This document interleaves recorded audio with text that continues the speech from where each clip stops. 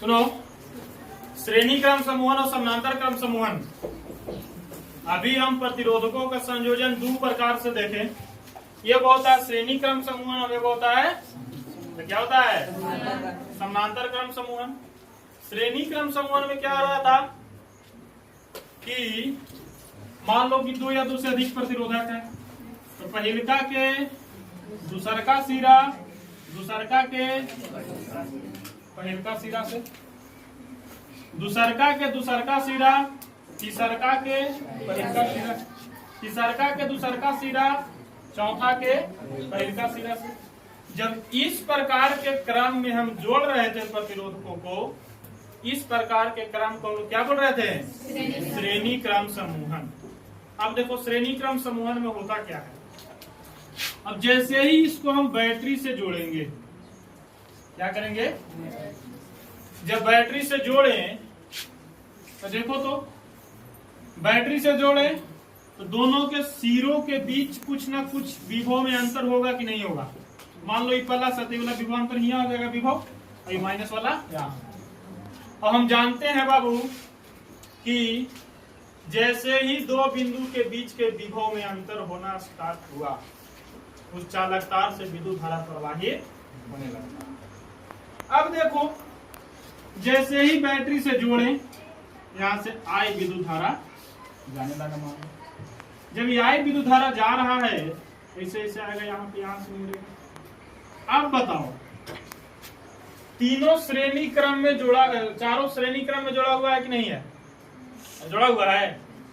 विद्युत धारा के जाने के लिए कै वो रास्ता है, एक ही वाला रास्ता है। अरे देखो, जैसे मान लो कि 10 गो आदमी एक तो रास्ता से जा रहा है, अब एक ही वो रास्ते हैं और रास्ता आगे खराब है, बाधा है, लेकिन जाना भी जरूरी है, तो 10 उसी रास्ता से न जाएगा। दूसरा विकल्प रहता तब ना दूसरा रास्ता से हम जाते हैं। लेकिन यहाँ पे क्या हो रहा है, एक ही वो चालक तार है, भले चालक तार में 4 गो 5 गो प्रतिरोधक लगा हुआ है, लेकिन चारों पांचों श्रेणी क्रम में लगा हुआ है, मतलब एक ही चालक तार से जुड़ा हुआ है, तो विद्युत धारा भी कैसे होगा, यह चालक तार से जाएगा। कहे का मतलब है इस विद्युत धारा का बंटवारा कहीं नहीं होगा। यानी हम कह सकते हैं कि यदि चालक तार में प्रतिरोधकों को श्रेणी क्रम समूहन में जोड़ा जाता है, यानी दूसरे शब्दों में हम बोलेंगे कि श्रेणी क्रम समूहन में सभी प्रतिरोधकों से एक ही विद्युत धारा प्रवाहित होता है।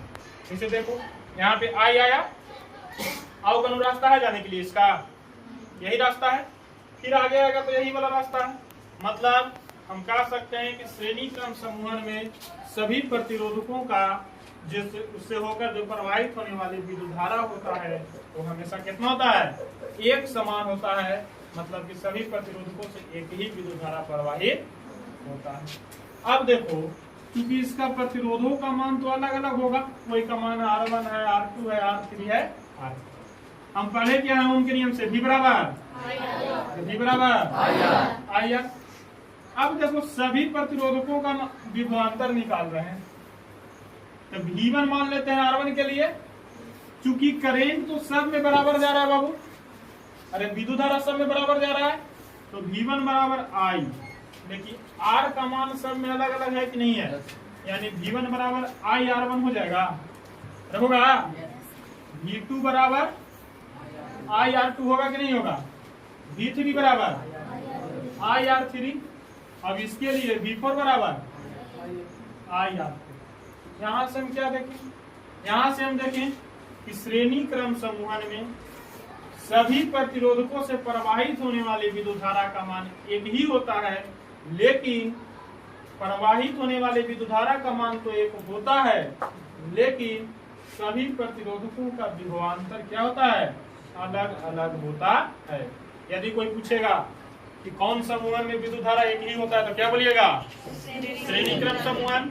और श्रेणी क्रम समूहन में विभवांतर का मान सभी प्रतिरोधकों के लिए एक ही होता है कि अलग अलग होता है, अलग अलग होता है। तो दो बात याद रखना, यही नोट में हम लिखाए अभी कि श्रेणी क्रम समूहन में सभी प्रतिरोधकों से होकर प्रवाहित होने वाले विद्युत धारा का मान समान होता है, लेकिन सभी प्रतिरोधकों का विभवांतर अलग अलग होता है। अब देखो हम लोग को सिद्ध करना है क्या, RS बराबर R1 plus R2 plus R3। हम क्या किए बाबू, यहाँ पे वो स्विच लगाए, उसको सटा देते हैं, ये नाम है। देखो वो चालक तार लिए ए बी, यहाँ देखो चालक तार लिए ए बी में 3 गो प्रतिरोधक जोड़ दिए, R1 R2 समझ में आ रहा है यहाँ तक, R1 R2 R3। अब एगो बैटरी से जोड़ दिए जिसका विभवांतर कितना है, V है। जैसे ही बैटरी से जोड़े और यहाँ पे स्विच को ऑन किए तो इससे होकर विद्युत धारा I प्रवाहित होने, क्योंकि सभी प्रतिरोधक कौन क्रम में जुड़ा हुआ है, कौन क्रम में जुड़ा हुआ है, श्रेणी क्रम में जुड़ा हुआ है।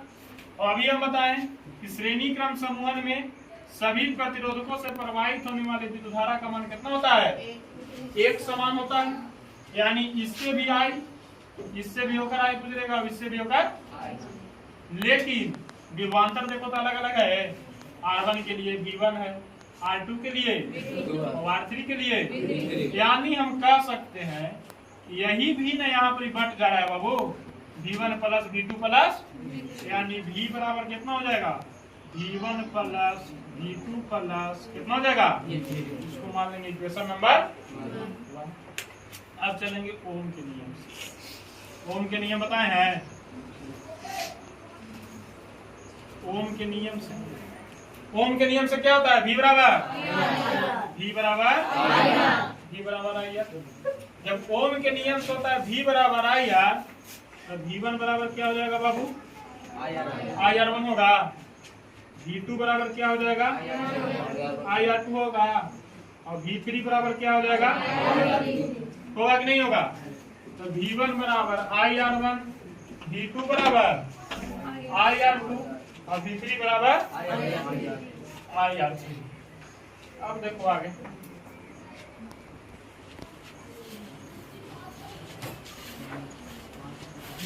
चूंकि V बराबर V1 plus V2 plus V3 समीकरण 1 में है, ओम के नियम से हम जानते हैं V बराबर, तो R1 के लिए V1 बराबर IR1, V2 के लिए R2 के लिए V2 बराबर और V3 बराबर। अब लिखेंगे V1 V2 तथा V3 का मान कौन समीकरण में रखेंगे, समीकरण 1 में रखने। देखिए V1 V2 और V3 का मान समीकरण 1 में रखेंगे, क्योंकि समीकरण है क्या, एक V बराबर V1 plus V2 plus V3। देखो तो V1 का मान कितना है, IR1।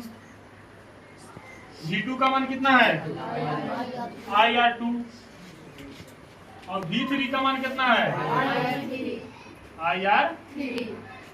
अब देखो, और V बराबर कितना होता है, IR, तो V बराबर IR। अब इसको हम S लिख रहे हैं, क्यों लिख रहे हैं, काहे कि तीनों प्रतिरोध को जोड़ के हम सीरीज कॉम्बिनेशन वाले इक्विवेलेंट रेजिस्टेंस लिख दे रहे हैं। जैसे मान लो कि 3 को संख्या है 4 5 6, बोलेगा कि कुल जोड़ेंगे तो कुल एक वैल्यू कितना होगा। तो कुल वैल्यू को हम सूचित करने के लिए, मतलब तीनों प्रतिरोधकों के लिए वह स्पेशल प्रतिरोधक का मान कितना लिखा है, RS। अब देखो IRS बराबर, तीनों में से I कॉमन लियागा, तो देखो ना तीनों में I है, I common R1 plus R2 plus R3। देखो तो I से I कैंसिल हो जाएगा, यानी RS बराबर R1 plus R2 plus R3। देखो यही सिद्ध करना था हमको। यानी श्रेणी क्रम समूहन में हमको सिद्ध करना था RS बराबर R1 प्लस R2 R3। क्या किए, देखो चालक तार लिए, R1 R2 R3 तीन को प्रतिरोधक जोड़ दिए, इसको V वोल्ट के बैटरी से जोड़ के जैसे ही स्विच को ऑन किए, इससे होकर विद्युत धारा I प्रवाहित होने लगी। हम जानते हैं कि श्रेणी क्रम समूहन में सभी प्रतिरोधकों से होकर एक ही विद्युत धारा प्रवाहित होता है, लेकिन सभी प्रतिरोधकों का विभवांतर क्या होता है? अलग। ओम के नियम से V बराबर, क्योंकि I सब में बराबर रहेगा, लेकिन विभवांतर V1 बराबर IR1, V2 बराबर IR2, V3 बराबर V1, V2, V3 का मान समीकरण 1 में रखेंगे तो V बराबर IRS बराबर IR1 plus IR2 plus IRS बराबर I कॉमन लेंगे R1 plus R2 plus I से I कैंसिल, RS बराबर R1 plus R2 plus E कब आया? जब हम 3 वो प्रतिरोधक जोड़ रहे थे। कितना प्रतिरोधक? लेकिन जरूरी नहीं ना कि हम 3 वो प्रतिरोधक हमेशा जोड़ेंगे। यदि R1, R2, R3 dot dot Rn प्रतिरोधक श्रेणी क्रम में जुड़ा हो, कौन क्रम में जुड़ा हो? श्रेणी क्रम में। अब देखो 3 को है तो R1 plus R2 plus R3, तो यदि n को रहेगा तो वैसे जोड़ देंगे R1 plus R2 plus R3 dot dot dot Rn, यानी n प्रतिरोधकों के लिए भी कितना हो जाएगा? निकल जाएगा। यानी यदि इक्विवेलेंट रेजिस्टेंस निकालेगा, पूछेगा कि equivalent resistance of series combination is equal to RS बराबर R1 plus R2 plus R3। यही हो गया व्यंजक। बहुत इंपॉर्टेंट है, इसको याद कर लेना, 2-3 बार घरे बनाना, याद हो जाएगा, फॉर्मूला याद है।